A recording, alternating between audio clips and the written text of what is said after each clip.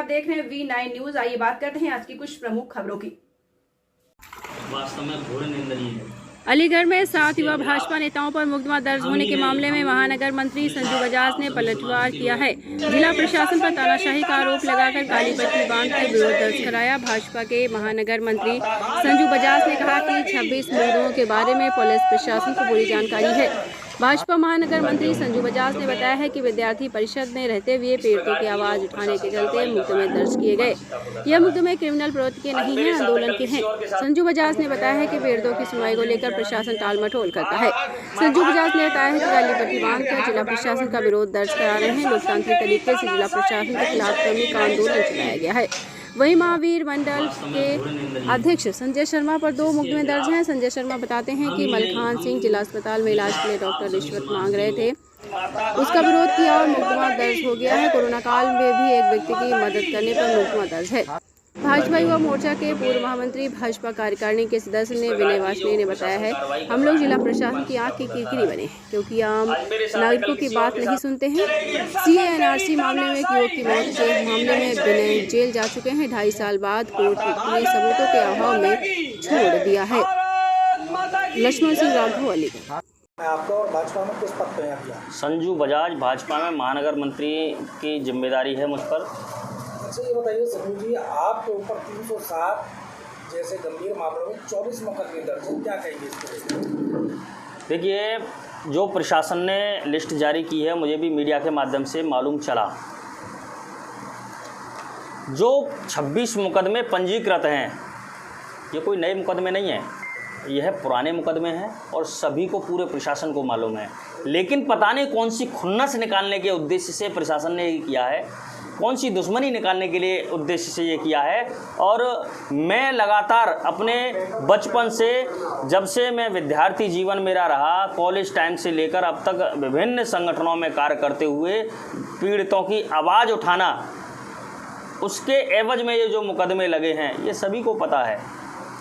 और ये जो मुकदमे मुझ पे लगे हैं, मुकदमे कोई क्रिमिनल प्रवृत्ति के मुकदमे नहीं हैं, ये आंदोलन के मुकदमे हैं।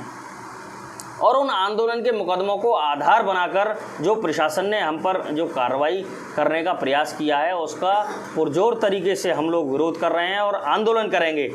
क्योंकि जो मुकदमे हम पर लगाए गए हैं, 26 मुकदमों में कम से कम 15 से 16 मुकदमे तो मुझे पता ही नहीं है कब लगे, कब घटना हुई और कब चार्जशीट पहुंच गई।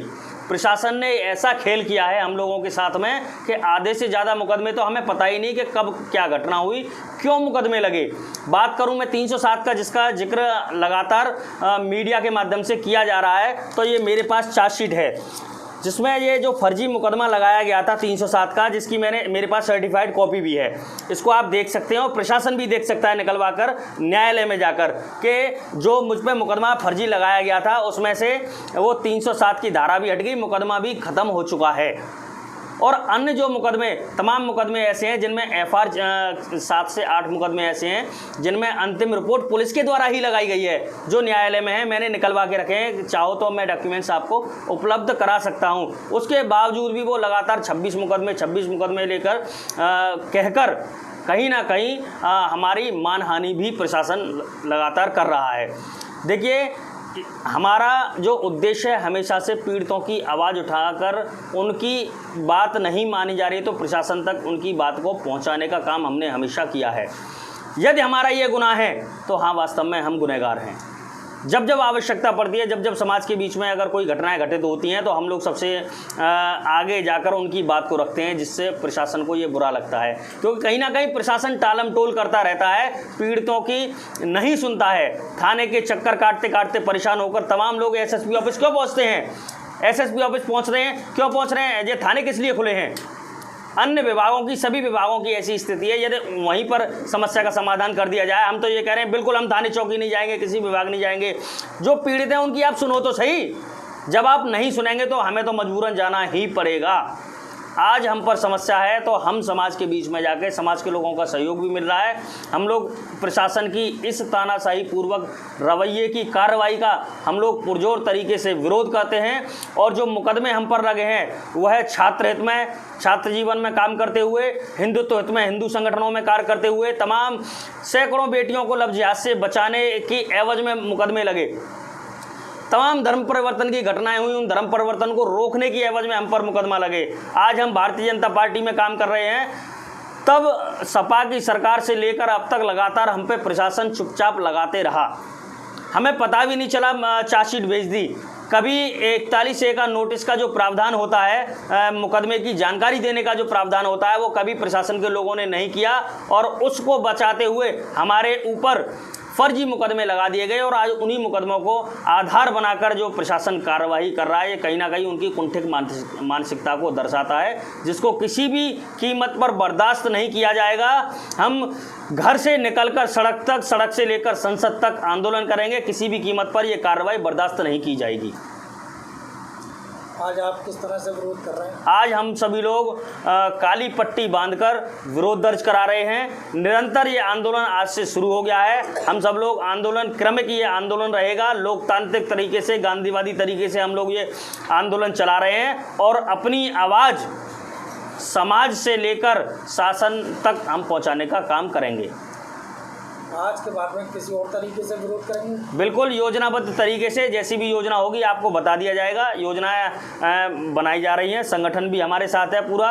और जिन जिन लोगों के बीच में हमने काम किया है, जो लोग वास्तव में पीड़ित हैं इन विभागीय अधिकारियों से, वो सब लोगों का भी हमको समर्थन मिल रहा है। हमारे क्षेत्र में लगातार पूरे शहर भर में कुट्टू, गांजा, चरस और इंजेक्शन और जो भी अवैध गांजा वांजा, ये सब जो बिक्री चल रही है अवैध धड़ल्ले से, कप्तान साहब का कहना है कि मैं 1 रुपया नहीं लेता हूँ।